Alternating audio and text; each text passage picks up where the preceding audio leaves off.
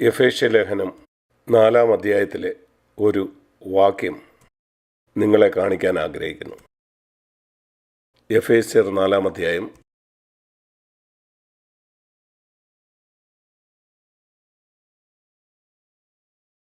അതിൻ്റെ 27-ാം വാക്യം.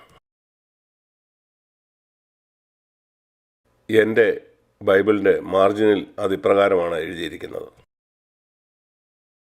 പിശാചിന് ഇടം കൊടുക്കരുത്. ഇത് വളരെ ലളിതമായൊരു കൽപ്പനയാണ്.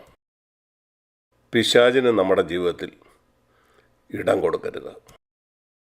ഇത് 26-ാം വാക്യത്തിൽ കോപത്തെക്കുറിച്ച് പറയുന്നതിൻ്റെ തുടർച്ചയായിട്ടാണ് ഇത് പറയുന്നത്.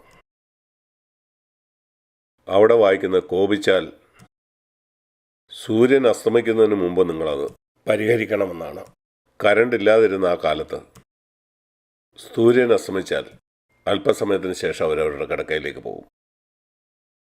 അതുകൊണ്ട് നിങ്ങൾ കിടക്കയിലേക്ക് പോകുന്നതിന് മുമ്പ് കോപിച്ച ആ വിഷയത്തിൽ നിങ്ങൾ മാനസാന്തരപ്പെടണം. അല്ലെങ്കിൽ ഈ വാക്യമനുസരിച്ച് നിങ്ങൾ പിശാചിന് ഇടം കൊടുക്കുകയാണ്. നിങ്ങൾ പിന്നെയും അതിൽ തുടർന്നാൽ പിശാചിന് നിങ്ങളുടെ ജീവിതത്തിൽ കൂടുതൽ ഇടം കൊടുക്കുകയാണ്. ഇതുകൊണ്ടാണ് അനേക ഭാര്യ ഭർത്താക്കന്മാരുടെ ഇടയിൽ, അവരൊരു വീട്ടിൽ തന്നെയാണ് താമസിക്കുന്നതെങ്കിലും അവരുടെ ഇടയിൽ വളരെ പ്രശ്നങ്ങളുണ്ടാകുന്നത്. എങ്കിലും അവർ വിവാഹമോചിതരല്ലെന്ന കാര്യത്തിൽ അവർ പ്രശംസിക്കുന്നു. ഒരു സംശയമില്ല, അത് പിശാചാണ്. അവിടെ ആ വീട്ടിൽ പിശാചിന് എങ്ങനെയാണ് ഇടം ലഭിച്ചത്? കാരണം അവർ പിശാചിന് ഇടം കൊടുത്തതുകൊണ്ടാണ്. ഇത് നാം മനസ്സിലാക്കണം. പിശാച് ഒരിക്കൽ ആ കാൽവറി ക്രൂശിൽ എന്നേക്കുമായിട്ട് തോൽപ്പിക്കപ്പെട്ടവനാണ്. ഇതേപ്പറ്റി നാം മനസ്സിലാക്കേണ്ടത് പ്രധാനമാണ്. പിശാച് എങ്ങനെയാണ് പിശാചായത്? അവൻ എങ്ങനെയാണ് നമ്മെ ആക്രമിക്കുന്നത്? എങ്ങനെയാണ് അവൻ തോൽപ്പിക്കപ്പെട്ടത്? നിങ്ങളിൽ ആർക്കെങ്കിലും ഇതിനെപ്പറ്റി അറിയില്ലെങ്കിൽ നിങ്ങളോട് ഞാൻ അടിസ്ഥാനപരമായി ഈ കാര്യങ്ങളെപ്പറ്റി പറയാം. നിങ്ങളിൽ ചിലർക്ക് ഇതേപ്പറ്റി വളരെ നന്നായിട്ട് അറിയാം. എങ്കിലും ഒരിക്കൽ കൂടെ നിങ്ങളത് കേൾക്കുന്നത് നന്നാണ്. ഒന്നാമത് നാം മനസ്സിലാക്കേണ്ടത്, നാം പിശാചിന് എങ്ങനെയാണ് ഇടം കൊടുക്കുന്നത്? നമ്മുടെ ജീവിതത്തിലോ അതുപോലെ നമ്മുടെ ഭവനത്തിലോ. കർത്താവ് പറയുന്നത് പിശാചിന് ഇടം കൊടുക്കരുതെന്നാണ്. അല്ലെങ്കിൽ പിശാചിന് ഒരു അവസരം കൊടുക്കരുത്. എഫേസ്യർ 4-ാം അധ്യായത്തിൽ പല കാര്യങ്ങളെക്കുറിച്ച് അവൻ പറയുന്നുണ്ട്. കോപത്തെപ്പറ്റി, പിന്നെ അവൻ പണത്തെപ്പറ്റി പറയുന്നു. 26-ാം വാക്യം 28-ാം വാക്യമാണ്. കള്ളൻ ഇനിയും കക്കാതെ മുട്ടുള്ളവന് ദാനം ചെയ്യുവാൻ കൈകൊണ്ട് നല്ലത് ചെയ്ത് അധ്വാനിക്കാത്രേ വേണ്ടത്. മനുഷ്യന് ഇതേപ്പറ്റി ഒരു ശരിയായ ധാരണയില്ല. യേശുക്രിസ്തു ഒരിക്കൽ പോലും ചോദിക്കുകയോ അങ്ങനെ ചോദിച്ചു വാങ്ങുകയോ ചെയ്തിട്ടില്ല. ഈ അടുത്ത കാലത്ത് നമ്മുടെ സഭയിലുള്ള മൂപ്പന്മാർക്ക് ഞാനൊരു ലേഖനം എഴുതി. അമേരിക്കയിലുള്ള ഒരു രീതിയാണ് കല്യാണത്തിനും അതുപോലെ തന്നെ ബേബി ഷവറിനുമൊക്കെ രജിസ്ട്രി എന്ന് പറയുന്ന ഒരു ഏർപ്പാട്. അടിസ്ഥാനപരമായി അതെന്താണ്? ചിലപ്പം നമ്മൾ ജീവിക്കുന്ന രാജ്യത്തെ ചില രീതികളുണ്ടായിരിക്കാം. അതേപ്പറ്റി നാം ചിന്തിക്കണം. ഒരു ക്രിസ്ത്യാനി ആയിരിക്കുന്ന നമ്മൾ ചെയ്യുന്ന കാര്യത്തെപ്പറ്റി ചിന്തിക്കേണ്ടത്, യേശു ഇങ്ങനെ ചെയ്യുമായിരുന്നു. ഞാൻ പറയട്ടെ, യേശു ആയിരുന്നെങ്കിൽ ഇങ്ങനെ ഒരു ക്ഷണക്കത്ത് അയക്കുമായിരുന്നു? ആളുകളോട് പറയാണ്, അടുത്ത മാസമാണ് എൻ്റെ ബർത്ത്ഡേ, ഈ ലിസ്റ്റിൽ പറയുന്ന കാര്യങ്ങളാണ് ഞാൻ നിങ്ങളിൽ നിന്ന് പ്രതീക്ഷിക്കുന്നത്. ഞാൻ പ്രതീക്ഷിക്കുന്ന ഈ 10 കാര്യങ്ങളിൽ ചിലത് നിങ്ങൾ ആരെങ്കിലുമൊക്കെ സംഭാവനയായിട്ട് തരുമെന്ന്. ഇത് ശരിക്കും വീടില്ലാത്ത ഒരാൾ റോഡിൽ നിന്ന് പറയുന്നത് പോലെയാണ്. അവൻ കുറെ കൂടെ മെച്ചപ്പെട്ടവനാണ്. എന്തെങ്കിലും തരണമെന്ന് അവൻ പറയുന്നു. എന്നാൽ ഈ ക്ഷണക്കത്ത് അയക്കുന്നവർ പറയുന്നത്, എനിക്കിത് വേണം, എനിക്കിത് വേണം, എനിക്കിത് വേണം. എത്ര അത്ഭുതകരമാണ് ക്രിസ്ത്യാനികൾക്ക് ഇതേപ്പറ്റി വെളിച്ചമില്ലാതിരിക്കുന്നത്. എങ്ങനെ അവർക്കതിന് കഴിയും? യേശു ആരോട് ഒരിക്കലും ഒന്നും ചോദിച്ചില്ല. അവനറിയാമായിരുന്നു അവൻ്റെ സ്വർഗീയ പിതാവ് അവന് എന്ത് ആവശ്യമുണ്ടോ അത് നൽകുമെന്ന്. ഞാൻ കഴിഞ്ഞ 57 കൊല്ലമായി ഇങ്ങനെയാണ് ജീവിച്ചുകൊണ്ടിരിക്കുന്നത്. എൻ്റെ ക്രിസ്ത്യ ജീവിതത്തിൻ്റെ ആരംഭം മുതൽ ഞാൻ കർത്താവിനെ വിശ്വസിച്ചാണ് ജീവിച്ചത്. ഞാനും എൻ്റെ ഭാര്യയും ഞങ്ങൾ കർത്താവിനെ സേവിച്ചപ്പം ഒരിക്കലും ഞങ്ങളുടെ ആവശ്യങ്ങൾ ആരോടും പറഞ്ഞിട്ടില്ല. ഒരു മനുഷ്യരിൽ നിന്നും ഒരു കാര്യവും ഞങ്ങൾ ഒരിക്കലും ആഗ്രഹിച്ചിട്ടില്ല. ദൈവമാണ് ഇന്നുവരെ എന്നെയും എൻ്റെ കുടുംബത്തെയും പരിപാലിച്ചത്. ഇങ്ങനെ നിങ്ങൾ ചെയ്താൽ ദൈവം നിങ്ങളെ കരുതുന്ന അനുഭവിക്കാനായിട്ട് നിങ്ങൾക്ക് കഴിയുകയില്ല. മറ്റുള്ളവരോട് ചില കാര്യങ്ങൾ ചോദിക്കുക. വളരെ ശ്രദ്ധിക്കണം. പിശാചിന് നിങ്ങളുടെ ജീവിതത്തിൽ ഇടം കൊടുക്കരുത്. ഈ ദ്രവ്യാഗ്രഹം കൊണ്ട് 29 വാക്യത്തിൽ മറ്റൊരു കാര്യം നാം കാണുന്നുണ്ട്.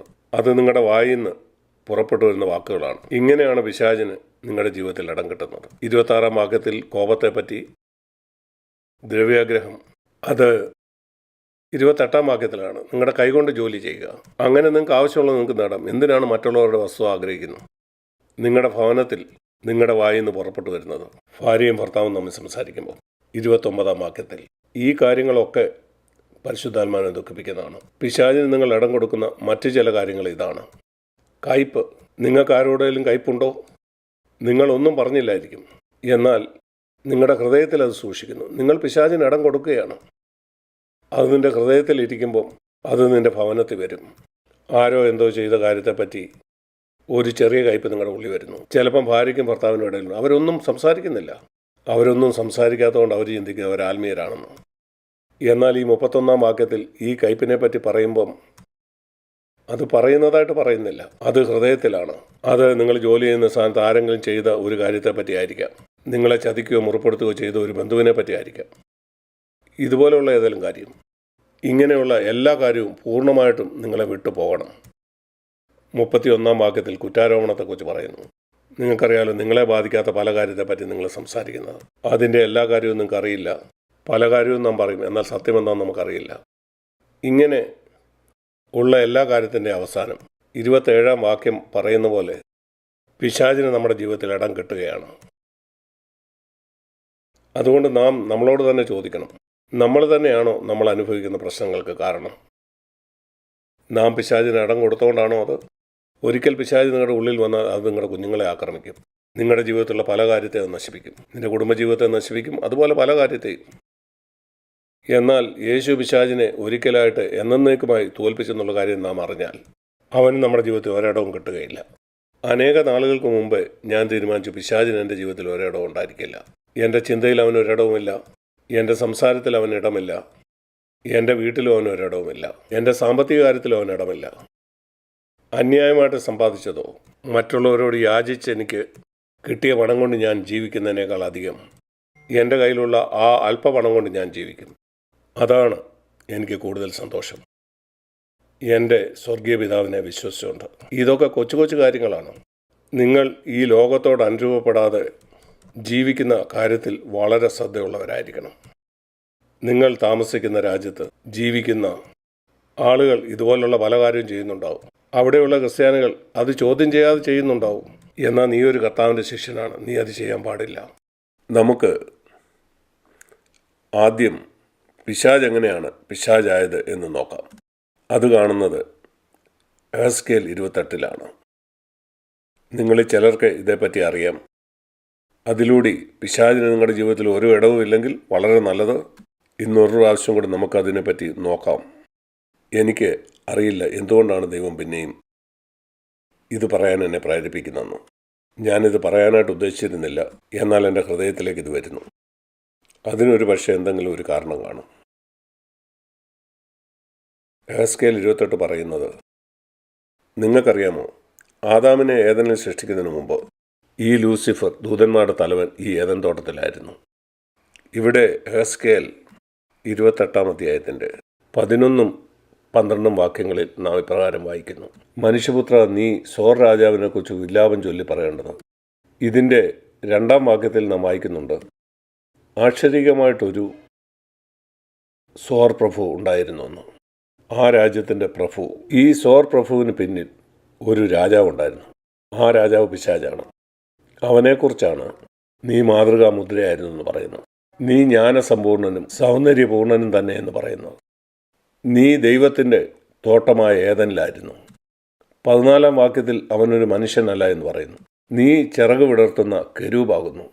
ഞാൻ നിന്നെ വിശുദ്ധ പർവ്വതത്തിൽ ഇരുത്തിയിരുന്നു. 15 വാക്യത്തിൽ നിന്നെ സൃഷ്ടിച്ച നാൾ മുതൽ നിങ്കൽ നീതികേട് കണ്ടതുവരെ നീ നടപ്പിൽ നിഷ്കളങ്കനായിരുന്നു. ആ നീതികേട് നിഗളമായിരുന്നു. നിന്റെ വ്യാപാരത്തിൻ്റെ പെരുപ്പം നിമിത്തം നിന്റെ അന്തർഭാഗം സാഹസം കൊണ്ട് നിറഞ്ഞു, നിന്റെ ജ്ഞാനം കൊണ്ടും. ഈ സംഭവത്തിന് ശേഷം എത്രയോ മനുഷ്യർ അവരുടെ സൗന്ദര്യം കാരണം അവർ നിഗളികളായി തീർന്നു. മറ്റൊരു വാക്കിൽ അവരുടെ ആത്മീയ സൗന്ദര്യം, അവർ ആത്മീയരാണെന്ന് ചിന്തിക്കുന്നു. അതുപോലെ വിദ്യാഭ്യാസം മൂലം ലഭിച്ച അറിവ് കാരണം പ്രാഥമികമായി ഈ ദൂതനെ നിഗളിയാക്കിയത് ഈ കാര്യങ്ങളൊക്കെ ആയിരുന്നു. എനിക്ക് സൗന്ദര്യമുണ്ട്, മറ്റുള്ളവരെക്കാൾ മെച്ചപ്പെട്ടവനാണ്, മറ്റുള്ളവരെക്കാൾ അറിവുണ്ട്. ഇതാണോ നിങ്ങളുടെ ഹൃദയത്തിൽ കൂടെ കടന്നു പോകുന്നത്? മറക്കരുത്, ഇത് ആദ്യം ആർക്കാണ് ഉണ്ടായത്? ഇങ്ങനെയുള്ള ചിന്തകൾ അവൻ്റെ ഹൃദയത്തിലേക്ക് വന്നപ്പം അതിനെ തള്ളിക്കളയുന്നതിന് പകരം ഈ ദൂതന്മാരുടെ തലവൻ അത് തൻ്റെ ഹൃദയത്തിൽ വെച്ചു. 17-ാം വാക്യത്തിൽ അങ്ങനെ അവൻ തൻ്റെ ജ്ഞാനത്തെ വഷളാക്കി കളഞ്ഞു. ദൈവം അവനെ തള്ളിക്കളഞ്ഞു. യെശയ്യാവ് 14 ഇതേപ്പറ്റി പറയുന്നുണ്ട്. നിങ്ങൾ എന്താണ് പിശാചാകാനുള്ള കാരണമെന്നറിഞ്ഞാൽ നിങ്ങൾക്ക് മനസ്സിലാകും നിങ്ങൾ പിശാചിന് എന്തുകൊണ്ട് ഇടം കൊടുക്കരുതെന്ന്. യെശയ്യാവ് 14:12 അവൻ എങ്ങനെ ആകാശത്തുനിന്ന് വീണുവെന്ന് പറയുന്നു. യെശയ്യാവ് 14:12 അരുണോദയ പുത്രനായ ശുക്ര, തിളങ്ങുന്നവൻ. ഒരുപക്ഷെ ഇവിടുന്നായിരിക്കാം ലൂസിഫർ എന്നുള്ള പേര് വന്ന്, എനിക്കറിയില്ല. 14-ാം വാക്യത്തിൽ അവൻ അവൻ്റെ ഹൃദയത്തിലാണ് ഇപ്രകാരം പറയുന്നത്, ഞാൻ സ്വർഗത്തിൽ കയറും, എൻ്റെ സിംഹാസനം ദൈവത്തിൻ്റെ നക്ഷത്രങ്ങൾക്ക് മീതെ വയ്ക്കും. നമുക്കിവിടെ നിന്ന് നിൽക്കാം.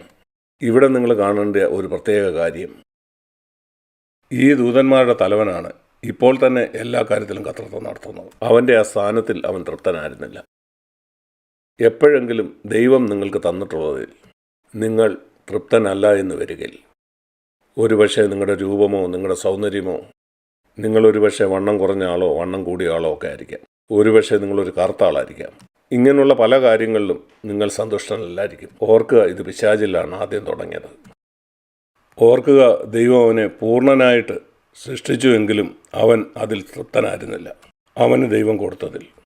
ഈ ചിന്ത നിങ്ങളിലേക്ക് വരാൻ നിങ്ങൾ അനുവദിക്കുമ്പോൾ നിങ്ങൾ പിശാചിന് ഇടം കൊടുക്കുകയാണ്.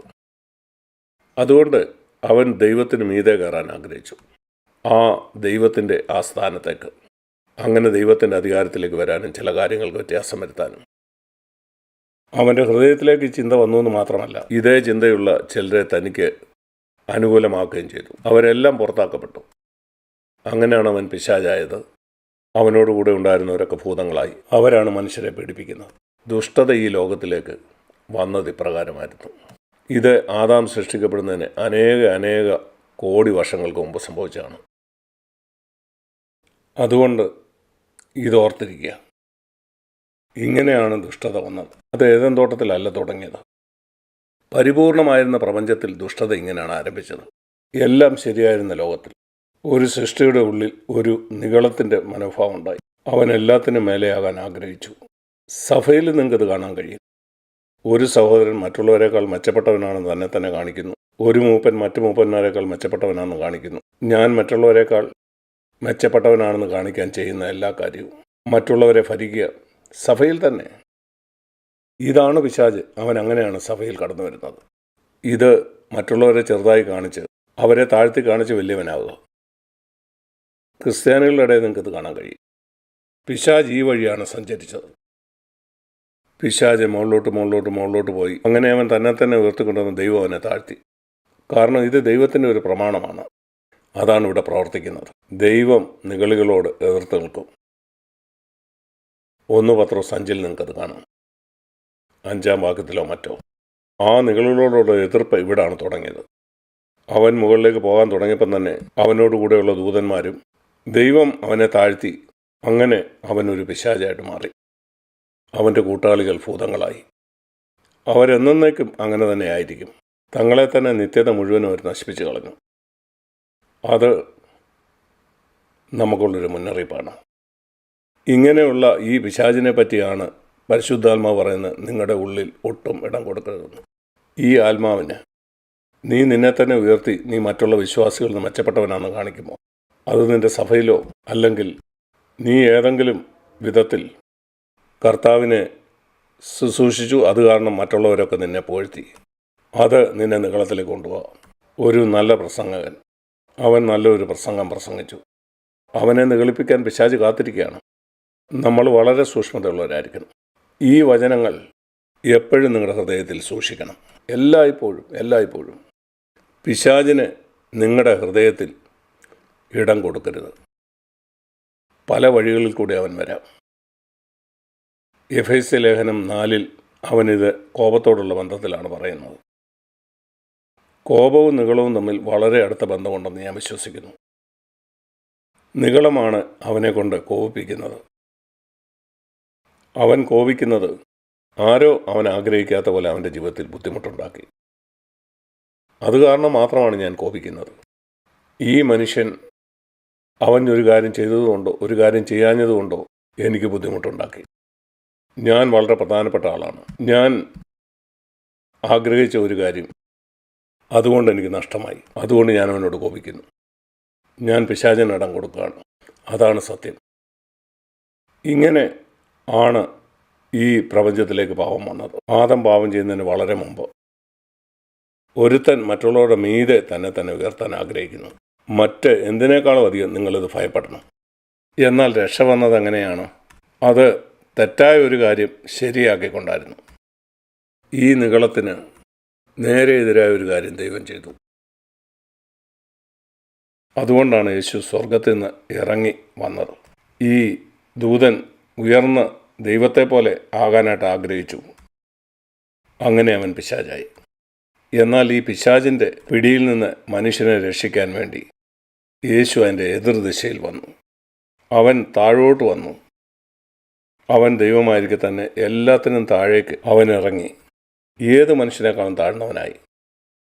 അവനൊരു കുറ്റവാളിയായി. അവൻ കുറ്റവാളി അല്ലാതിരിക്കുമ്പം തന്നെ. അങ്ങനെയാണ് രക്ഷ വന്നത്.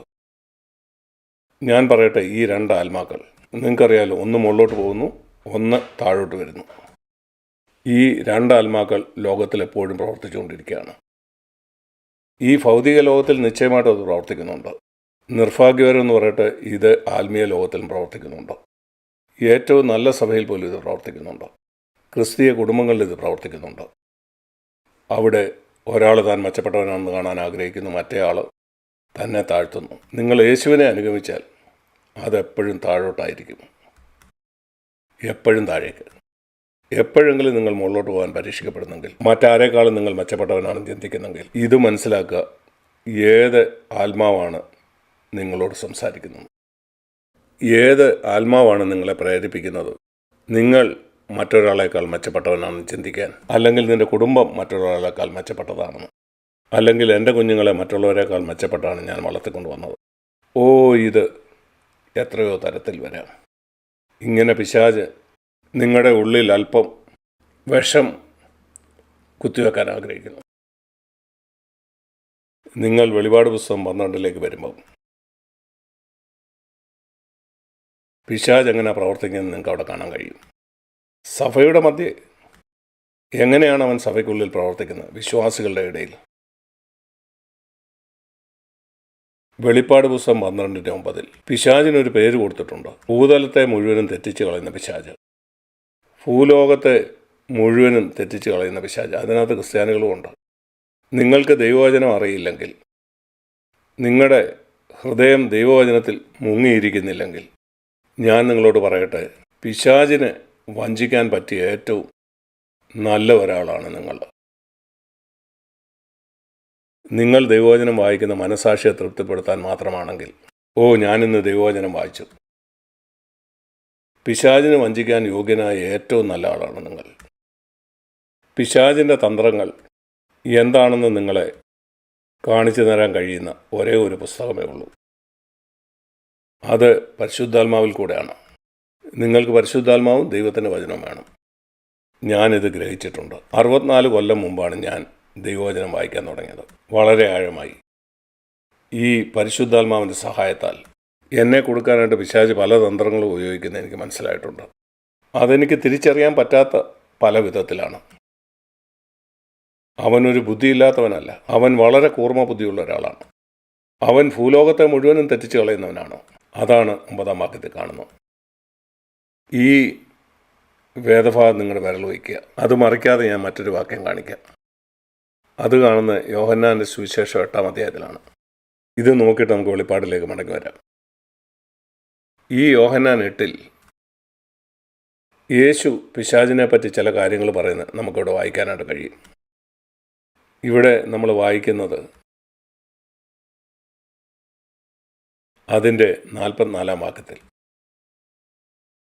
നിങ്ങൾ പിശാചെന്ന പിതാവിൻ്റെ മക്കൾ. അവൻ ആദ്യം മുതൽ കുലപാതകനായിരുന്നു. ആ വാക്യത്തിൻ്റെ അവസാനം അവൻ ഭോഷ്ക് പറയുന്നവനും അതിൻ്റെ അപ്പനുമാകുന്നു. ഇതാണ് പിശാചിൻ്റെ മറ്റൊരു പ്രകൃതി. അവൻ ഭോഷ്ക് പറയുന്നവനാണ്, അവൻ നിഗളിയാണ്. അത് പിശാചിൻ്റെ ഒരു സ്വഭാവമാണ്. നിങ്ങൾ മറ്റാളുകളെക്കാൾ മെച്ചപ്പെട്ടവനാണെന്ന് കാണിച്ചു തരും. അവനൊരു വഞ്ചകനാണ്. വഞ്ചിക്കുന്നവനാണെന്ന് മാത്രമല്ല, ഭോഷ്ക് പറയുന്നവനുമാണ്. അതുകൊണ്ട് നാം വളരെ ശ്രദ്ധയുള്ളവരായിരിക്കണം. ഒരു ഭോഷ്കും നമ്മുടെ വായിൽ കണ്ടെത്താനിടയാകരുത്. ഭോഷ്കിൽ നാം ജീവിക്കുന്നവരാകരുത്. കപടഭക്തൻ ഭോഷ്കിൽ ജീവിക്കുന്നവനാണ്. കപടഭക്തി ഗൗരവമായിരിക്കുന്നത് അതുകൊണ്ടാണ് യേശു പരീശന്മാരോട് പറഞ്ഞത്, കപടഭക്തിക്കാരായ നിങ്ങൾ എങ്ങനെ കോപാഗ്നിയിൽ നിന്ന് ഒഴിഞ്ഞു പോകുമെന്ന്. കാരണം നിന്റെ ഉള്ളിൽ പിശാചിൻ്റെ ആ വിഷമുണ്ട്. കാരണം നീ എന്തല്ലയോ അതാണെന്ന് മറ്റുള്ളവരെ കാണിക്കുന്നു. അതാണ് കപടഭക്തി. ഹിപ്പോക്രസി എന്നുള്ള ഇംഗ്ലീഷ് പദം, അത് ശരിക്കും ഒരു ഇംഗ്ലീഷ് പദമല്ല. ചില വാക്കുകൾ ഇംഗ്ലീഷിലേക്ക് മറ്റ് ചില ഭാഷകളിൽ നിന്ന് എടുത്തുകൊണ്ട് വന്നതാണ്. ഗ്രീക്കിലുള്ള ഒരു പദമാണ് ഹിപ്പോക്രറ്റ്. 2000 കൊല്ലം മുമ്പ് അത് ഇംഗ്ലീഷിലേക്ക് എടുത്ത ഒരു പദമാണ്. എന്നാൽ ഹിപ്പോക്രറ്റ് അല്ലെങ്കിൽ കപടഭക്തൻ എന്നുള്ള പദം 2000 കൊല്ലം മുമ്പ് ഗ്രീക്കിൽ അതിൻ്റെ അർത്ഥം അഭിനേതാവെന്നാണ്. അതുകൊണ്ട് അന്ന് നിങ്ങൾ റോമിലോ ഗ്രീസിലോ ചെന്നിരുന്നെങ്കിൽ നിങ്ങൾ അവരോട് ചോദിക്കണം, എവിടെയാണ് എല്ലാ ഹിപ്പോക്രറ്റുകൾ? അവർ പറയും, ആ നാടകശാലയിലാണ്, അവിടെയാണ് നാടകം നടക്കുന്നത്, അവിടെയാണ് ഈ ഹിപ്പോക്രറ്റുകൾ. ഇന്നവരെവിടെയാണ്? സഭയിലാണ്. ഈ അഭിനേതാക്കൾ, ഉദാഹരണത്തിന് നമ്മൾ പാടുന്ന പാട്ടൊന്ന് ശ്രദ്ധിച്ചു നോക്കിയേ. എനിക്ക് നല്ല ബോധ്യമുണ്ട്, എൻ്റെ യൗവനകാലത്ത് ഞാൻ പല പാട്ടുകളും പാടിയപ്പം ഞാൻ എത്രയോ കള്ളമാണ് പറഞ്ഞത്. നിങ്ങൾ ഓർത്തിരിക്കണം, പിശാച് ഭോഷ്ക് പറയുന്നവനാണ്. ഏതെങ്കിലും ഭോഷ്ക് എന്നിൽ ഉണ്ടെങ്കിൽ ഞാൻ പിശാചിന് എൻ്റെ ജീവിതത്തെ ഇടം കൊടുക്കുകയാണ്. പിന്നെ മറ്റ് പല വിധത്തിലും അവൻ എന്നെ സ്വാധീനിക്കും. അതുകൊണ്ട് ഇപ്പം ഏത് പാട്ട് പാടിയാലും ഞാൻ വളരെ ശ്രദ്ധയുള്ളവനായിരിക്കും. ഞാൻ ഓർക്കുന്നു, അനേക വർഷങ്ങൾക്ക് മുമ്പ് ദൈവം ഈ കാര്യത്തിൽ എനിക്ക് വെളിച്ചം തന്നു. അനേക വർഷങ്ങൾക്ക് മുമ്പ് ബാംഗ്ലൂരിലുള്ള ആ ചർച്ച് ഹാളിൽ വെച്ച് മറ്റാരോ പാട്ടിലിടുകയാണ്. ഞാനപ്പോൾ അവിടെ ഉണ്ട്. ആ കാലത്ത് ഞങ്ങൾക്കൊരു പാട്ടുപുസ്തകം ഉണ്ടായിരുന്നു. അങ്ങനെ അന്ന് പാട്ടുപുസ്തകത്തിൽ ഒരു പാട്ടെടുത്ത് പാടാനായിട്ട് തുടങ്ങി. ഞാനും അത് മുഴുവനും അവരോടൊപ്പം പാടി. അതിനുശേഷം പാട്ടുപുസ്തകത്തിലെ മറ്റൊരു പാട്ട് പാടാനായിട്ട് എടുത്തു. ആ കാലത്തെ പാട്ട് പ്രൊജക്ടറിലോ മറ്റോ കാണിക്കാൻ തക്കവണ്ണം ഒരു പ്രൊജക്ടർ ഉണ്ടായിരുന്നില്ല. അടുത്ത പാട്ട് പാടാൻ തുടങ്ങിയപ്പോൾ പെട്ടെന്ന് ഞാൻ എന്താണ് ഇപ്പോൾ പാടിയതെന്ന് ഞാൻ ചിന്തിച്ചു. 2 മിനിറ്റ് മുമ്പ് പാടിയത് എനിക്ക് ഓർമ്മയില്ല. കാരണം ആ പാട്ട് അത്രമാത്രം എനിക്കറിയാവുന്ന ഒരു പാട്ടായിരുന്നു. ഒന്നും ചിന്തിക്കുകയോ ആ പുസ്തകത്തിൽ നോക്കുകയോ ചെയ്യാതെ ഞാൻ പല പ്രാവശ്യം പാടിയിട്ടുള്ളതുകൊണ്ട് കാണാൻ എനിക്കറിയാം. ഞാനൊന്നും ചിന്തിക്കാതെ പാടിക്കൊണ്ടേയിരുന്നു. ഞാനിത് കർത്താവിന് വേണ്ടി പാടുകയാണെന്ന് എനിക്ക് ചിന്തയില്ല. 2-3 പേര് കൂടി വരുമ്പം അവനവരുടെ മദ്യമുണ്ടെന്ന് എനിക്കറിയാം. ഞാൻ പറഞ്ഞു, കർത്താവ് എന്നോട് ക്ഷമിക്കണം, നീ ഈ കൂട്ടായ്മയുടെ മദ്യമുണ്ടെന്ന് എനിക്കറിയാം. എന്നാൽ അതേപ്പറ്റി ഒന്നും ചിന്തിക്കാതെ ഞാനെന്തോ പാടിക്കൊണ്ടിരിക്കുകയാണ്. ഞാൻ എന്തൊക്കെയോ പറയുന്നു. ഞാൻ പറഞ്ഞു, കർത്താവെ ദയവായിട്ട് എന്നോട് ക്ഷമിക്കണം. മറ്റുള്ളവരൊക്കെ ആ പുതിയ പാട്ട് പാടിക്കൊണ്ടിരുന്നപ്പം ഞാൻ ആ പാട്ടുപുസ്തകം മറിച്ച് പഴയ പാട്ടിലേക്ക് പോയി. അത് പാടിക്കഴിഞ്ഞതാണ്. ഞാൻ ആ പാട്ടിലെ വരികളിലേക്ക് നോക്കി. മറ്റുള്ളവരൊക്കെ അടുത്ത പാട്ട് പാടുമ്പോൾ ഞാനത് അങ്ങേക്കായിട്ട് പാടാൻ ആഗ്രഹിക്കുന്നു. അർത്ഥം മനസ്സിലാക്കാതെ 5 മിനിറ്റ് മുമ്പ് ഞാൻ പാടിയ ഈ പാട്ട് ഞാൻ അങ്ങേക്കായിട്ട് പാടാൻ ആഗ്രഹിക്കുന്നു. അർത്ഥം മനസ്സിലാക്കി അത് അങ്ങോട്ട് പറയാൻ ആഗ്രഹിക്കുന്നു. നിങ്ങൾ എന്തെങ്കിലും ചെയ്തിട്ടുണ്ടോ? ദൈവസാന്നിധ്യം മനസ്സിലാക്കാതാണ് നിങ്ങൾ പാടിയതെന്ന് എന്തെങ്കിലും നിങ്ങൾക്ക് തോന്നിയിട്ടുണ്ടോ? ഉദാഹരണത്തിന് പറഞ്ഞാൽ, ഞാൻ നിങ്ങളോട് സംസാരിക്കുകയാണ്. ഞാൻ അങ്ങോട്ട് നോക്കി നിങ്ങളോട് സംസാരിക്കുമോ? അല്ലെങ്കിൽ ഇവിടെയുള്ളൊരു കാര്യം ശ്രദ്ധിച്ച് ഇവിടെ ഇരിക്കുന്ന ആളോട് ഞാൻ സംസാരിക്കുമോ? എനിക്ക് തോന്നുന്നു ഞാൻ കർത്താവിനോട് ചെയ്യുന്ന അതാണെന്ന്. കർത്താവ് ഇവിടെ സഭയിലുണ്ട്. ഞാൻ ആ പാട്ടിൽ മുഴുകി പാടുകയാണ്. അതിൻ്റെ ആ സംഗീതം എനിക്കിഷ്ടമാണ്. ആ വരികളൊക്കെ എനിക്കറിയാം. എന്നാൽ കർത്താവിനോട് സംസാരിക്കുകയാണെന്ന് ബോധമില്ലാതാണ് പാടുന്നത്. കർത്താവെ, അങ്ങ് യോഗ്യനാണ്. കർത്താവിനോടാണ് ഞാനിത് പറയുന്നെന്ന് ബോധമില്ലാതെ ഞാൻ എത്രയോ തവണ ഇത് പാടിയിട്ടുണ്ട്. ഞാനതിൽ മാനസാന്തരപ്പെട്ടു. ഇന്ന് ഞാൻ എൻ്റെ കഴിവിൻ്റെ പരമാവധി ഞാനത് പാടുമ്പോൾ ഞാൻ കർത്താവിനോട് പറയും, കർത്താവേ, ഞാനത് ഈണത്തിൽ പാടിയോ ഈണത്തിൽ പാടിയില്ലയോ എന്നുള്ളത് ഒരു പ്രധാനപ്പെട്ട കാര്യമല്ല. പല ആളുകളും ശ്രദ്ധിക്കുന്ന അതാണ്, ഇതൊക്കെ വളരെ ഈണത്തിൽ പാടേണ്ട പാട്ടുകളല്ലേ. എന്നാൽ എന്നെ സംബന്ധിച്ച് ഏറ്റവും പ്രധാനപ്പെട്ട കാര്യം, ഞാനത് യഥാർത്ഥത്തിൽ കർത്താവിനോട് പറയുകയാണ്, സഭയുടെ മധ്യയുള്ള കർത്താവിനോട്. എൻ്റെ യേശു കർത്താവേ, എനിക്കുള്ള എല്ലാ കാര്യത്തിൻ്റെയും എല്ലാ ബഹുമാനവും അങ്ങേക്കുള്ളതാണ്. മാനത്തിനും സ്തുതിക്കും ആരാധനയ്ക്കെല്ലാം നിയോഗ്യനാണ്. സഹോദരന്മാരെ, നിങ്ങളിങ്ങനെ ചെയ്താൽ അത് നിങ്ങളുടെ ജീവിതത്തെ തന്നെ മാറ്റും. അതാണ് ആരാധന, അർത്ഥമുള്ള ആരാധന. നമ്മളെങ്ങനെയാണ് ആരാധിക്കേണ്ടത്? യോഹന്നാൻ്റെ സുവിശേഷം 4 പോകാം. ഓർക്കുക, ഞാൻ പറയുന്നത് പിശാച് ഭോഷ്ക് പറയുന്നവനെന്നാണ്. കള്ളം പറയാന്ന് പറഞ്ഞാൽ താൻ പറയുന്നത് എന്താണെന്ന് അവൻ അർത്ഥമാക്കുന്നില്ല. അവനൊരു കാര്യം പറയുന്നു, എന്നാൽ അവൻ അത് അർത്ഥമാക്കുന്നില്ല. ഞാൻ സഭയിൽ കടന്നു വന്ന് ഒരു പാട്ട് പാടുന്നു, എന്നാൽ അത് കർത്താവിനോടല്ല ഞാൻ പാടുന്നു, ഒരാചാരത്തിൻ്റെ ഭാഗമായിട്ടാണ്. അതൊരു ഭോഷ്കാണ്. യോഹന്നാൻ 4:24 യേശു ശമര്യക്കാരി സ്ത്രീയോട് പറയുന്നു, ദൈവം ആത്മാവാകുന്നു. അവനെ ആരാധിക്കുന്നവർ അവരാരാധിക്കേണ്ടത് ആത്മാവിലാണ്, സത്യത്തോടുകൂടെ. സത്യമെന്ന് പറഞ്ഞാൽ അവർ പറയുന്ന അർത്ഥമാക്കിക്കൊണ്ട്. നിങ്ങളത് വായിച്ചിട്ടുണ്ടോ? പാട്ടുപാടി നിങ്ങൾ ദൈവത്തെ ആരാധിക്കുന്നു. ഞാൻ പറയട്ടെ, ഇന്ന് ധാരാളം മനോഹരമായ പാട്ടുകൾ യൂട്യൂബിൽ ചെന്നാൽ നിങ്ങൾക്ക് കാണാനായിട്ട് കഴിയും. പല ആളുകൾ പാടിയിട്ടുള്ള പാട്ടുകൾ. എനിക്കറിയില്ല അതിൽ 99% ആളുകളും കർത്താവിനോടാണോ പാടുന്നത്. അതൊരു വളരെ നല്ല പാട്ടാണ്, നല്ല ഈണമുണ്ട്, സംഗീതമൊക്കെ ഉപയോഗിച്ച് മനോഹരമായി പാടുന്നു. ആളുകൾ ഈ പാട്ട് കേട്ട് അവർക്ക് വളരെ രോമാഞ്ചം ഉണ്ടാകുന്നു. ചില വീട്ടിൽ ചെന്ന് അവിടെ എപ്പോഴും പാട്ടാണ്. അതവരുടെ ഒരു രീതിയായിട്ട് മാറിയിരിക്കുകയാണ്. എൻ്റെ പ്രിയ സഹോദരന്മാരെ, ഞാൻ പറയുന്നത് ഇത്രയേ ഉള്ളൂ. പിശാചിന് നിങ്ങൾ നിങ്ങളുടെ ജീവിതത്തിൽ ഇടം കൊടുക്കരുത്. അതിന് നിങ്ങളുടെ പരിശ്രമത്തിൻ്റെ ആവശ്യമുണ്ട്. കാരണം ഇത് നമുക്ക് പരിചയമുള്ളതല്ല. നമ്മൾ പലപ്പോഴും കള്ളം പറയുന്നവരാണ്, ശ്രദ്ധയില്ലാതെ സംസാരിക്കുന്നവരാണ്, നാം അത് ശ്രദ്ധിക്കാറേയില്ല. നമുക്കിവിടെ തുടങ്ങാം. ഇതോർത്തിരിക്കുക. ഞാൻ പറയട്ടെ, നിങ്ങൾ പെട്ടെന്ന് നിങ്ങളുടെ സ്വഭാവത്തിലേക്ക് പോകും. ഇത് നിങ്ങളിപ്പോൾ കേട്ടു, അടുത്ത ഞായറാഴ്ച പിന്നെയും നിങ്ങൾ ആ പഴയ സ്വഭാവത്തിലേക്ക് തന്നെ പോകും. അതുകൊണ്ട് നിങ്ങൾ ശ്രദ്ധിക്കണം. പരിശുദ്ധാത്മാവ് ഇത് നിങ്ങളെ ഓർപ്പിക്കും. നിങ്ങൾ നിങ്ങളെ തന്നെ ശ്രദ്ധിക്കുക.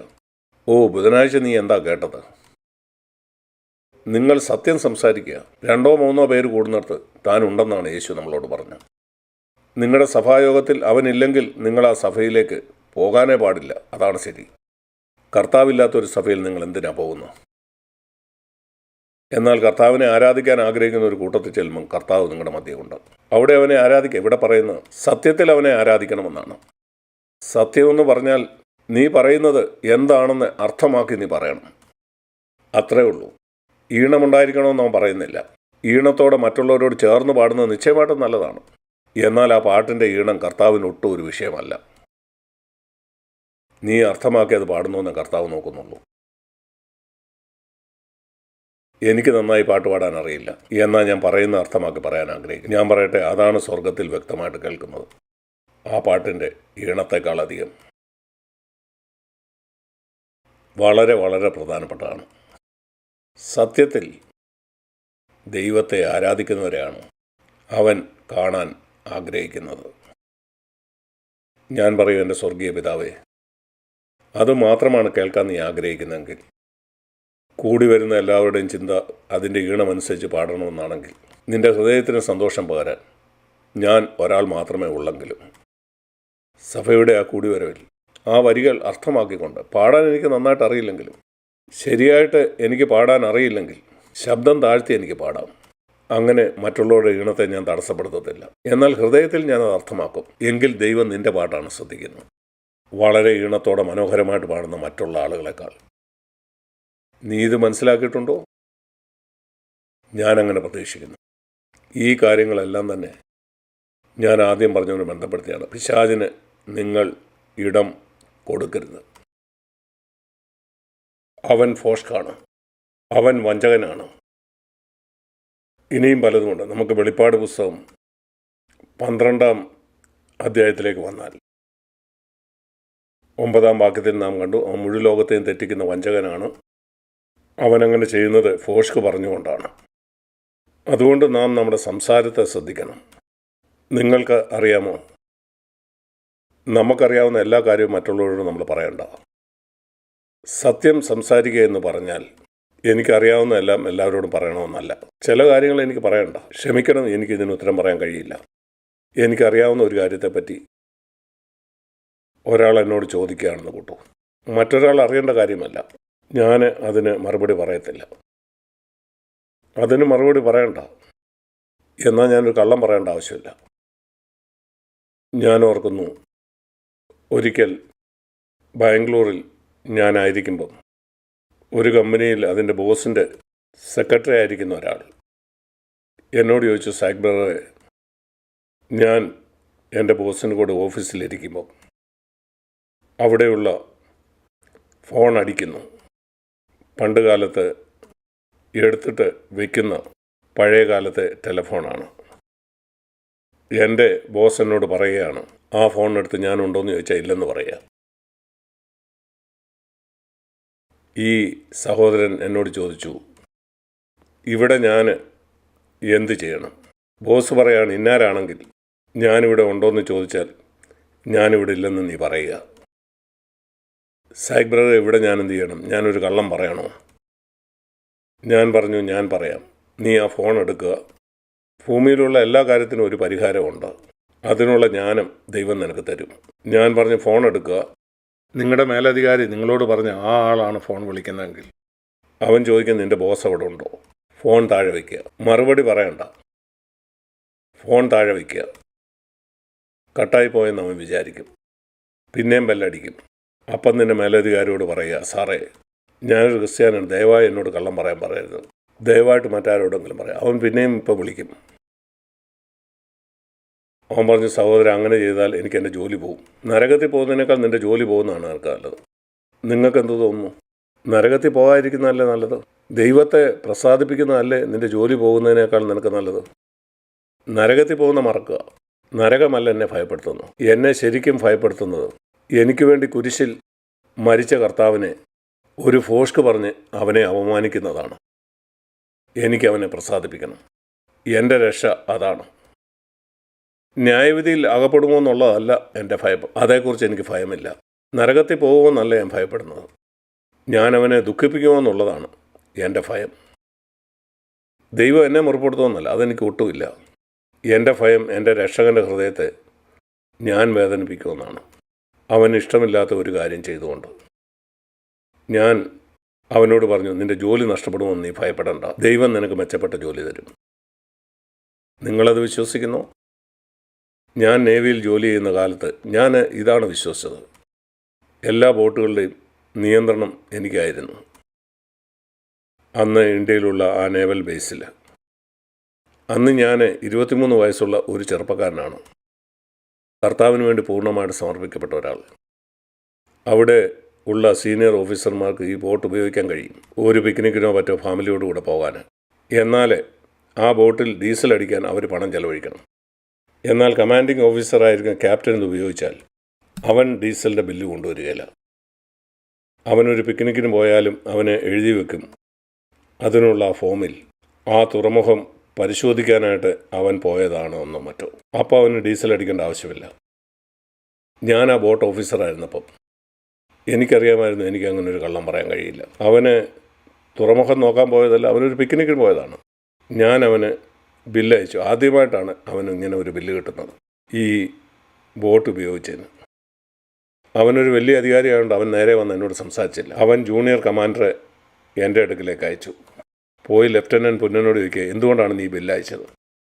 ജൂനിയർ കമാൻഡർ എൻ്റെ അടുക്ക് വന്ന് ചോദിച്ചു, എന്തുകൊണ്ടാണ് ക്യാപ്റ്റന് നീ ബില്ല് അയച്ചത്? മുമ്പേ ഉള്ള ആൾ നിന്നോട് ഇതിനെപ്പറ്റി പറഞ്ഞില്ലേ? ഞാൻ പറഞ്ഞു സാറേ, എന്നാൽ ഞാനൊരു ക്രിസ്ത്യാനിയാണ്, എനിക്ക് കള്ളം പറയാൻ കഴിയില്ല, അതുകൊണ്ട് തെറ്റ് ചെയ്യാൻ എനിക്ക് കഴിയില്ല. അങ്ങനെ അവന് ക്യാപ്റ്റൻ്റെ അടുക്ക് ചെന്നു. അരമണിക്കൂർ കഴിഞ്ഞപ്പം എന്നെ ആ സ്ഥാനത്തുനിന്ന് മറ്റൊരു സ്ഥാനത്തേക്ക് സ്ഥലം മാറ്റി. ആ ജോലിയിൽ നിന്ന് എന്നെ മാറ്റി. ഞാൻ പറഞ്ഞു, ദൈവത്തിന് സ്തോത്രം. ഇതുപോലെയുള്ള മനോഹരമായ ചില അനുഭവങ്ങൾ എനിക്കുണ്ട്. ഇത് മനോഹരമാണെന്ന് പലർക്കും തോന്നത്തില്ല. അതിന് ചില ബുദ്ധിമുട്ടുണ്ട്. എന്നാൽ 24 വയസ്സുള്ള ചെറുപ്പക്കാരനായ എനിക്ക് ആ ദിവസങ്ങളിലാണ് കർത്താവിന് വേണ്ടി നിൽക്കാനുള്ള ആന്തരികമായ ശക്തി ലഭിച്ചത്. ഇതുപോലുള്ള പല അനുഭവങ്ങളും.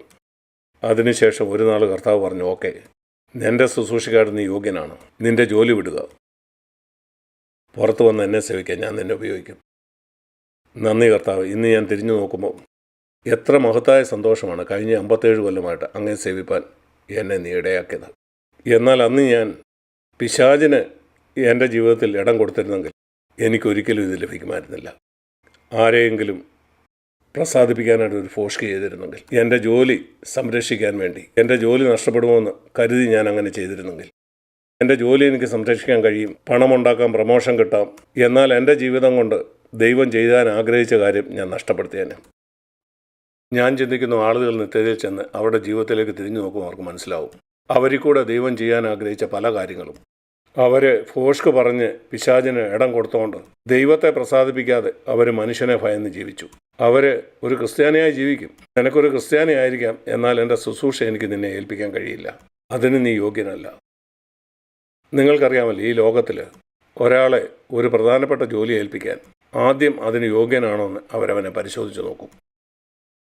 ഒരുപക്ഷെ നിങ്ങളിൽ ചിലരെക്കുറിച്ച് ദൈവത്തിനുണ്ടായിരുന്ന പദ്ധതി നിങ്ങളുടെ ജീവിതത്തിൽ പൂർത്തിയായി കാണുകയില്ല. കാരണം ചില കാര്യങ്ങളിൽ നിങ്ങൾ പൊത്തരുത്തപ്പെട്ട് പിശാചിന് നിങ്ങളുടെ ജീവിതത്തിൽ ഒരു ഇടം കൊടുത്തുകൊണ്ടാവും. മാതാപിതാക്കളായ നിങ്ങൾ നിങ്ങളുടെ മക്കളെ പഠിപ്പിക്കുന്നത് എന്താണ്? പിശാചിന് ഒട്ടും ഇടം കൊടുക്കരുതെന്നാണോ നിങ്ങളുടെ കുഞ്ഞുങ്ങളെ പഠിപ്പിക്കുന്നത്? ഞാൻ ഓർക്കുന്നു, എൻ്റെ കുഞ്ഞുങ്ങളെ വളരെ വളരെ ചെറുതായിരുന്നപ്പം ദൈവം എന്നോട് പറഞ്ഞു, 2 കാര്യങ്ങൾ നീ നിൻ്റെ മക്കളെ പഠിപ്പിക്കണം. ഒന്ന്, അവർ മാതാപിതാക്കളെ 100% ബഹുമാനിക്കുകയും അനുസരിക്കുകയും വേണം. ഡാഡിയോടും മമ്മിയോടും ബഹുമാനത്തോടെ സംസാരിക്കണം. പ്രായമുള്ള എല്ലാവരെയും അനുസരിക്കണം. 2ാമത്തെ കാര്യം, അവർ കള്ളം പറയരുത്. അത്രയേ ഉള്ളൂ. നിങ്ങൾ കുഞ്ഞുങ്ങളെ പഠിപ്പിക്കേണ്ട മറ്റു പല കാര്യങ്ങളുണ്ട്. നന്നായിട്ട് പഠിക്കണം, നന്നായിട്ട് കാര്യങ്ങൾ ചെയ്യണം, അവർ ഭക്ഷണം കഴിക്കണം, ഇങ്ങനെ പല കാര്യങ്ങൾ. എന്നാൽ ഏറ്റവും പ്രധാനം ഈ 2 കാര്യമാണ്. ഞാൻ ആരംഭം മുതൽ എൻ്റെ കുഞ്ഞുങ്ങളോട് ഊന്നി പറഞ്ഞ ഈ 2 കാര്യമാണ്. പപ്പായോടും മമ്മിയോടും ബഹുമാനത്തോടു കൂടി മാത്രം സംസാരിക്കുക. പ്രായമായ എല്ലാവരോടും, റോഡിൽ ഭിക്ഷ യാചിക്കുന്ന ഒരാളോട് പോലും ബഹുമാനത്തോടെ സംസാരിക്കുക. കാരണം അവന് നിന്നേക്കാൾ പ്രായമുണ്ട്. ഒരുപക്ഷെ അവൻ സമൂഹത്തിൽ താഴ്ന്നവനായിരിക്കാം. മോശമായിട്ട് അവരോട് സംസാരിക്കരുത്. അനേക ആളുകൾ അവരേക്കാൾ താഴ്ന്ന സാമൂഹിക നിലവാരമുള്ളവരോട് മോശമായിട്ട് സംസാരിക്കും. അവർ ക്രിസ്ത്യാനി എന്ന് വിളിക്കപ്പെടാൻ യോഗ്യരല്ല. അതുപോലെ കുഞ്ഞുങ്ങളെ പഠിപ്പിക്കേണ്ടത് ഒരിക്കലും കള്ളം പറയരുതെന്നാണ്. ഞാൻ ഓർക്കുന്നു, ആരംഭകാലത്ത് എനിക്ക് അവരോടുകൂടി ഇരിക്കേണ്ടി വരും.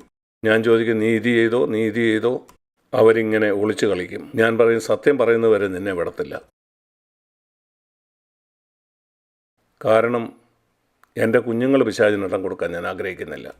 ഈ വാക്യം വളരെ ശക്തമാണ്. പിശാചിന് ഇടം കൊടുക്കരുത്.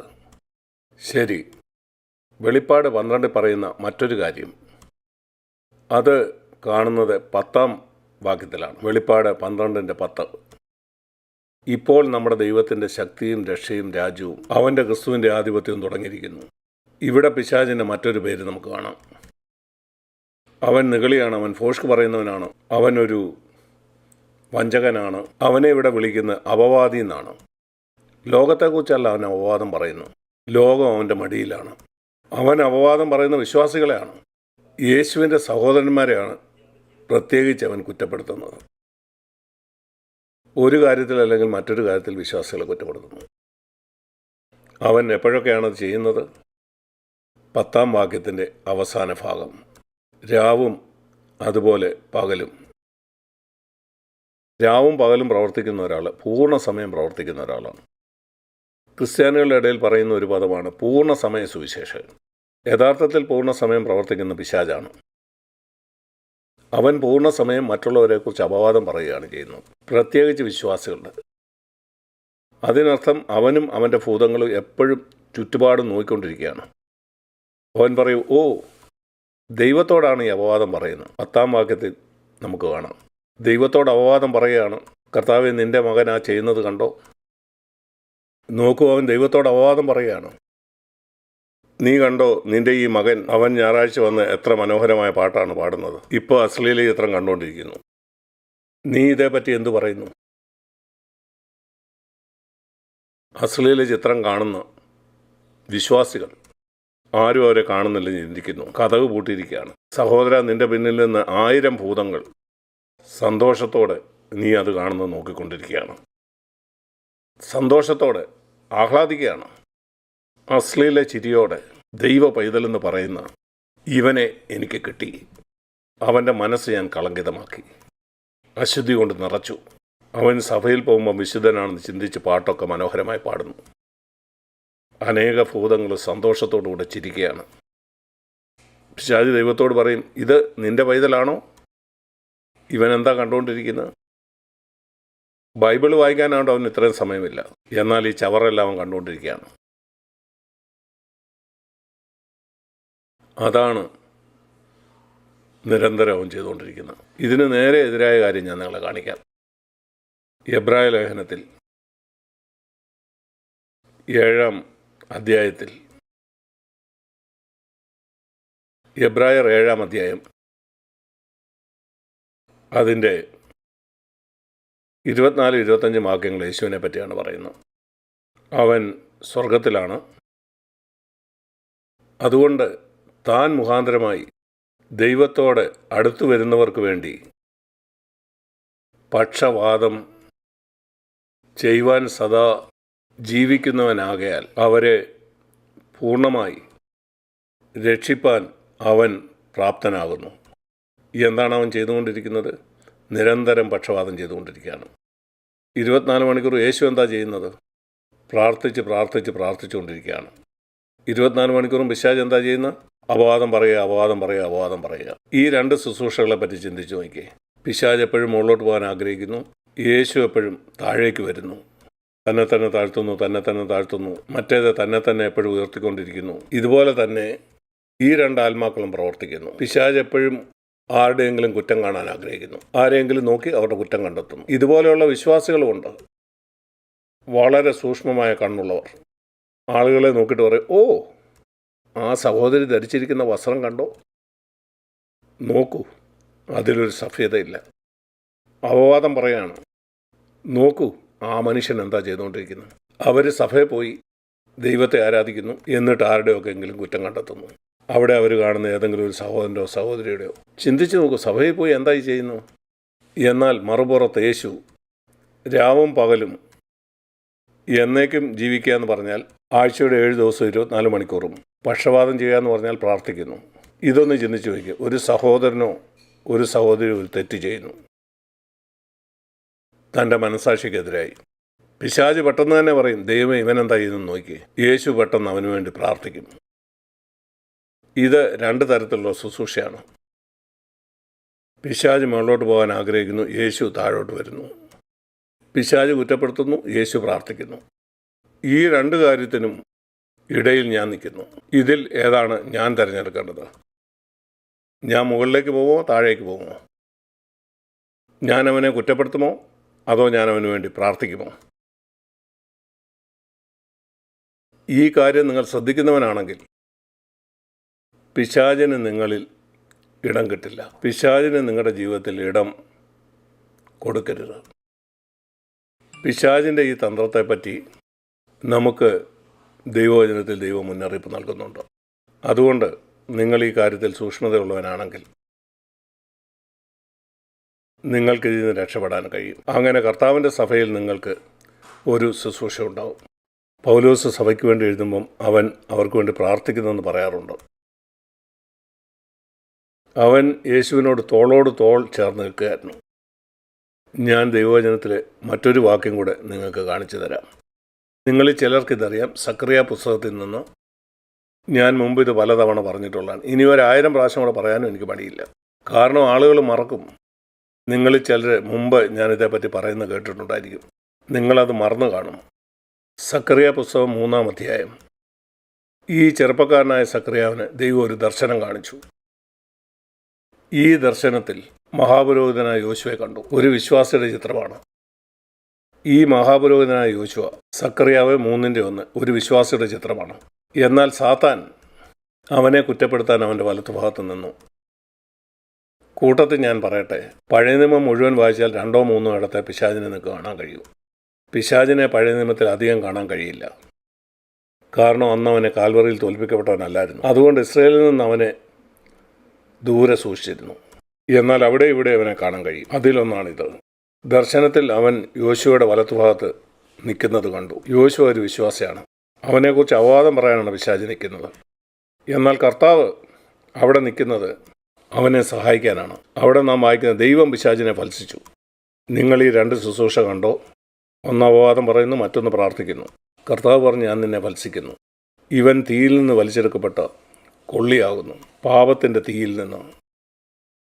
ഇവിടെ പിശാച് പറയുന്നത് ശരിയായ കാര്യമാണ്. 3-ാം വാക്യം, ഇവൻ്റെ വസ്ത്രം മുഷിഞ്ഞിരിക്കുന്നു. ഇവൻ്റെ ജീവിതത്തിൽ എന്തോ പാപമുണ്ട്. യഹോവ പറഞ്ഞു, അവൻ്റെ മുഷിഞ്ഞ വസ്ത്രം അവങ്കിൽ നിന്ന് മാറ്റുക. ഞാൻ നിന്റെ അകത്തെ നിന്നിൽ നിന്ന് പോക്കിയിരിക്കുന്നു. അവനെ ഒരു പുതിയ ഉത്സവവസ്ത്രം ധരിപ്പിച്ചു, യേശുക്രിസ്തുവിൻ്റെ നീതിയുടെ വസ്ത്രം. മനോഹരമായ ചിത്രം. ഞാൻ ആദ്യം ഇത് വായിച്ചപ്പോൾ എന്നെ ഉത്സാഹിപ്പിച്ചത് മറ്റൊരു കാര്യമായിരുന്നു. ഇന്നും അതെന്നെ ഉത്സാഹിപ്പിക്കുന്നു. 5-ാം വാക്യം, ഇത് ശ്രദ്ധിച്ചുകൊണ്ട് നിന്ന സക്കറിയാവ് ഇത് കാണിക്കുന്നത് അത് കണ്ടുകൊണ്ടിരിക്കുന്ന ഒരു വിശ്വാസിയാണ്. അവൻ പറഞ്ഞു, കർത്താവേ, അവനൊരു ഉത്സവവസ്ത്രം മാത്രമല്ല, അവൻ്റെ തലയിൽ വെടിപ്പുള്ള ഒരു മുടി കൂടെ വെക്കുക. ഈ ശുശ്രൂഷ അത് മറ്റൊരു സഹോദരനെ മഹത്വപൂർണ്ണനാക്കുന്നതാണ്. മറ്റേ ശുശ്രൂഷ ഒരു സഹോദരനെ കുറ്റപ്പെടുത്തുന്നതാണ്. ഇവിടെ നാം കാണുന്നത് ദൈവം അവനെ ഒരു ഉത്സവവസ്ത്രം ധരിപ്പിക്കുന്നത് കണ്ടപ്പോൾ സക്കറിയാവ് ഉത്സാഹത്തോടെ പറയുകയാണ്, അതുമാത്രം പോരാ കർത്താവേ, അവനെ കൂടുതൽ മഹത്വപൂർണ്ണനാക്കണം. അവൻ്റെ തലയിൽ ഒരു മുടി കൂടെ വെക്കുക, അവനെ മഹത്വപൂർണ്ണനാക്കുക. നമ്മുടെ സഹവിശ്വാസികളോട് ഉള്ള എത്ര നല്ലൊരു മനോഭാവം. ആ സഹോദരൻ തൻ്റെ പാപത്തിൽ നിന്ന് രക്ഷപ്പെടുക മാത്രമല്ല, കർത്താവെ അവനെ മഹത്വപൂർണ്ണനാക്കണേ, അവനെ സഭയിൽ ഒരു നല്ല സഹോദരനാക്കി മാറ്റണേ, അവളെ കൂടുതൽ മനോഹരിയായ ഒരു സഹോദരിയാക്കണേ. ഓ, ഇങ്ങനെയെങ്കിൽ നിങ്ങളുടെ സഭ എന്തായിരിക്കും? നിങ്ങൾ ഏത് സഭയിലാണെങ്കിലും നിങ്ങളുടെ സഭയിലുള്ള എല്ലാവരും ഇപ്രകാരമായി തീർന്നാൽ അതാണ് യഥാർത്ഥത്തിലുള്ള ഉണർവ്. ഒത്തിരി പാട്ട് പാടുന്നതോ ആവേശം കൊള്ളുന്നൊന്നുമല്ല. ഇതാണ് ആ ഉണർവ്. തമ്മിൽ സ്നേഹിക്കുന്ന ഒരാത്മാവ്, തമ്മിൽ ക്ഷമിക്കുന്ന ഒരാത്മാവ്, മറ്റുള്ളവരെക്കുറിച്ച് വിചാരമുള്ളവർ, കൂട്ടായ്മ ആചരിക്കുന്നവർ, പ്രാർത്ഥനയുള്ളവർ.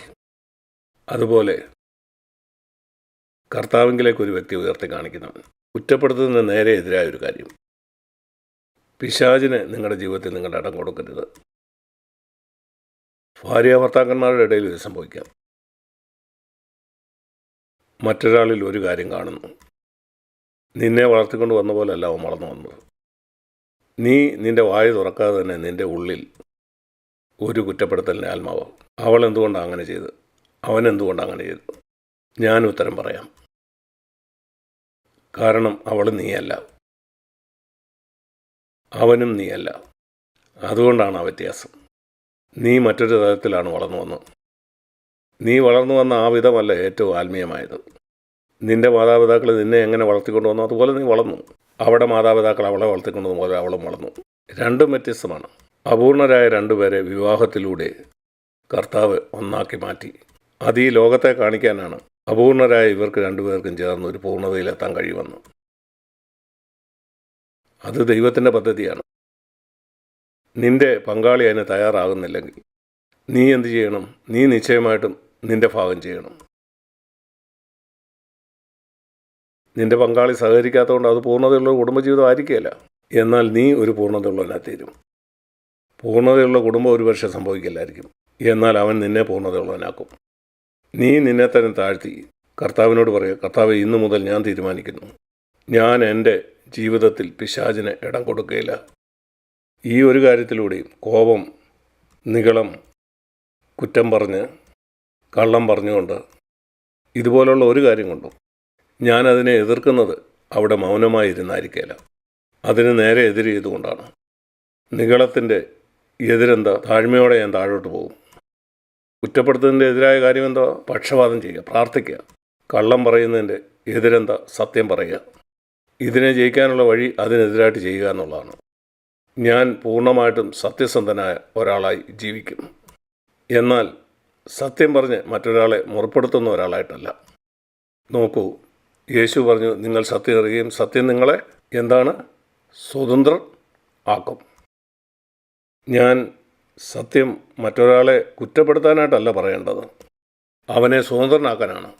സത്യം നിങ്ങളെ സ്വതന്ത്രരാക്കും. സത്യം മറ്റുള്ളവരെ കുറ്റപ്പെടുത്താനല്ല. അതല്ല യേശു കൊണ്ടുവന്ന സത്യം. കുറ്റപ്പാടിലിരുത്തുന്നത് പരിശുദ്ധാത്മാവല്ല, അത് ദൈവത്തിൽ നിന്നല്ല, അത് നിങ്ങളെ സ്വതന്ത്രമാക്കുന്നതാണ്. നിങ്ങൾ ഒരാളുടെ അടുക്കൽ ചെന്ന് സത്യം പറഞ്ഞ് അവനെ കുറ്റപ്പാടിലേക്ക് തള്ളിവിട്ടു. നിങ്ങളെന്താ ചെയ്തത്? നീ പറഞ്ഞ കാര്യം സത്യമായിരിക്കും, എന്നാൽ നീ അത് പരിശുദ്ധാത്മാവോട് ചേർന്നല്ല ചെയ്തത്. കാരണം ക്രിസ്തുയേശുവിലുള്ളവർക്ക് ഒരു ശിക്ഷാവധിയുമില്ല. അതുകൊണ്ട് നമ്മൾ സത്യം പറഞ്ഞുകൊണ്ട് മറ്റുള്ളവരെ കുറ്റപ്പാടിലേക്ക് തള്ളിവിടുന്നവരാകരുത്. മൗനമായിരുന്ന് അവർക്ക് വേണ്ടി പ്രാർത്ഥിക്കുക, അതാണ് നല്ലത്.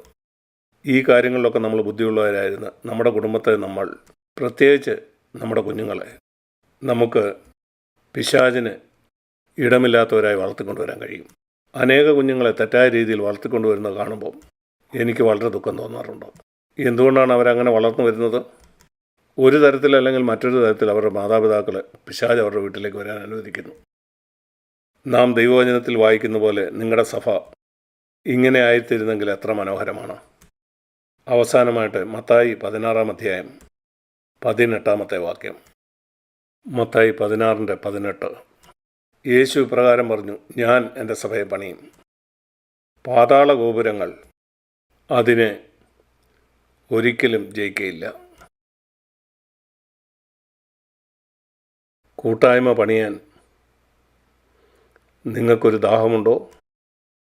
നീ ജീവിക്കുന്ന സ്ഥലത്ത് കൂട്ടായ്മ പണിയാൻ വലിയൊരു സഭയല്ല, എന്നാൽ പിശാചിനിടമില്ലാത്തൊരു സഭ. അത് വളരെ വലിയൊരു സഭയായിരിക്കണമെന്നില്ല.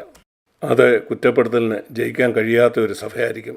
ഫോഷ്കിന് ജയിക്കാൻ കഴിയാത്തത്, പക ജയിക്കാത്ത സഭ, അല്ലെങ്കിൽ കോപം, അല്ലെങ്കിൽ കയ്പിന് ജയിക്കാൻ പറ്റാത്തത്, ഇതുപോലെയുള്ള ഒരു കാര്യത്തിനും ജയിക്കാൻ കഴിയാത്തൊരു സഭ. അതിനിടമില്ലാത്ത വലിയൊരു സഭ പണിയണമെന്നല്ല, 10 പേര്. പിശാച് ജയിക്കാത്ത ഒരു പ്രാദേശിക സഭ. ഞാൻ ഓർക്കുന്നു, എനിക്ക് 25 വയസ്സുള്ളപ്പം എൻ്റെ ഹൃദയത്തിലൊരു ഭാരമുണ്ടായി. ഈ ഹൃദയത്തിലുള്ള ഭാരമെന്ന് പറയുന്നത് ഒരമ്മയുടെ ഹൃദയത്തിൽ ഒരു ശിശു ഉരുവാകുന്ന പോലാണ്. വളരെ ചെറുതായി. ഒരു ദിവസം അതൊരു കുഞ്ഞായിട്ട് ജനിക്കും. ഹൃദയത്തിൻ്റെ ഭാരം ഇങ്ങനെയാണ്. എനിക്ക് 25 വയസ്സേ ഉണ്ടായിരുന്നുള്ളൂ. ഞാൻ ദൈവവചനം വായിച്ചപ്പം, കർത്താവേ, എനിക്കൊരു വിശുദ്ധ ജീവിതം ജീവിച്ചാൽ പോരാ, അവിടുത്തെ ഒരു സഭ ജനിക്കണം. 10 വർഷം എൻ്റെ ഹൃദയത്തിലുണ്ടായിരുന്ന ഭാരമായിരുന്നു അത്. അതിനുശേഷമാണ് ആദ്യത്തെ CFC സഭ പിറന്നത്. 1975 ഞങ്ങളുടെ ബാംഗ്ലൂരിലുള്ള വീട്ടിൽ. ഈ കഴിഞ്ഞ കൊല്ലം അതിൻ്റെ 48-ാമത്തെ ആനിവേഴ്സറി നമ്മൾ ആഘോഷിച്ചു, കഴിഞ്ഞ മാസം. എന്നാൽ എനിക്കറിയാം അതിന് അനേക നാളുകളെടുത്തു. ഈ ഇസഹാക്ക് ജനിക്കുന്നതിന് മുമ്പ് ചില ഇസ്മായേലും പിറന്നു. ഞാൻ പറയുന്നതിനർത്ഥം, എൻ്റെ മാനുഷിക പ്രയത്നത്തിൽ ഞാൻ ചെയ്തതൊക്കെ ദൈവത്തിൻ്റെ സഭയുടെ പണിയായിരുന്നില്ല. എനിക്ക് തെറ്റുകൾ പറ്റി, എനിക്ക് തെറ്റ് പറ്റിയിട്ടുണ്ടെന്ന് പറയാൻ എനിക്ക് ഭയമില്ല. ഞാൻ പരമാർത്ഥത്തോടെ ദൈവഹിതം അന്വേഷിച്ചിരുന്നു. നിങ്ങളോടെല്ലാവരോടും ഞാൻ പറയട്ടെ, നിങ്ങളുടെ ജീവിതത്തെക്കുറിച്ച് ദൈവത്തിൻ്റെ പദ്ധതിയുണ്ടോ? നിൻ്റെ മനസ്സിലും ചിന്തയിലും നീ പിശാചിന് ഇടം കൊടുക്കുന്നില്ലെങ്കിൽ, നിൻ്റെ ചുറ്റുമുള്ള എല്ലാവരും പിശാചിന് ഇടം കൊടുത്താലും നീ ഒരു ജയാളിയായിരിക്കും. നിങ്ങൾക്ക് ചുറ്റുമുള്ള മറ്റാളുകളുടെ മേൽ നിങ്ങൾക്ക് ശക്തമായ സ്വാധീനം ചെലുത്താൻ കഴിയും. ഇരുട്ടിലൊരു വെളിച്ചം പോലെ നിൻ്റെ വീട്ടിലും. നിങ്ങൾ ശ്രദ്ധയുള്ളവരായിരിക്കുക, വളരെ ശ്രദ്ധയുള്ളവരായിരിക്കുക. കാരണം നാം വെളിപ്പാട് പുസ്തകത്തിൽ തന്നെ നാം വായിക്കുന്നുണ്ട്. നമുക്കൊന്നത് എടുത്തു വായിക്കാം.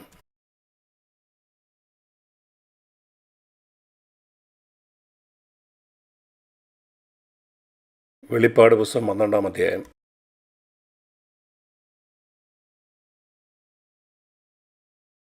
അതിൻ്റെ 17-ാമത്തെ വാക്യം.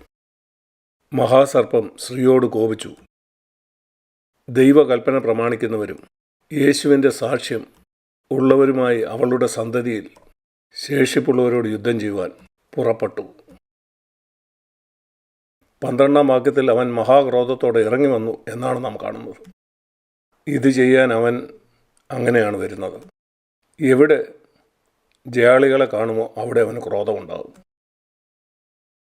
പിശാചിന് ക്രോധമുണ്ടാക്കാൻ ഞാൻ ആഗ്രഹിക്കുന്നു. നിങ്ങളതിന് തയ്യാറാണോ? പിശാചിനെ നിങ്ങൾക്ക് ഭയമാണോ?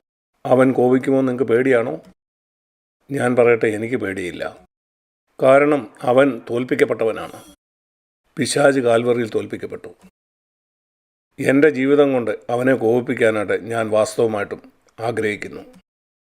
അല്പം പോലും അവൻ എൻ്റെ ജീവിതത്തിൽ ഇടമില്ല. ഏതെങ്കിലും ഫോഷ്കിൽ കൂടെയോ കുറ്റപ്പെടുത്തുന്ന ആത്മാവിലൂടെയോ നിഗളത്തിലൂടെയോ ഇതുപോലുള്ള ഒന്നിലൂടെയും അതിനെ ഞാൻ പുറത്തു നിർത്തും. അങ്ങനെ പിശാചിന്മേൽ എനിക്ക് അധികാരം കിട്ടും. അതുകൊണ്ട് പ്രിയ സഹോദരന്മാരെ, ഇന്ന് കേട്ടതൊക്കെ ഓർത്തിരിക്കാൻ ദൈവം നിങ്ങളെ സഹായിക്കട്ടെ. അങ്ങനെ നിങ്ങളുടെ പ്രാദേശിക സഭയിൽ നിങ്ങളൊരു അനുഗ്രഹമായിരിക്കട്ടെ. ആമീൻ.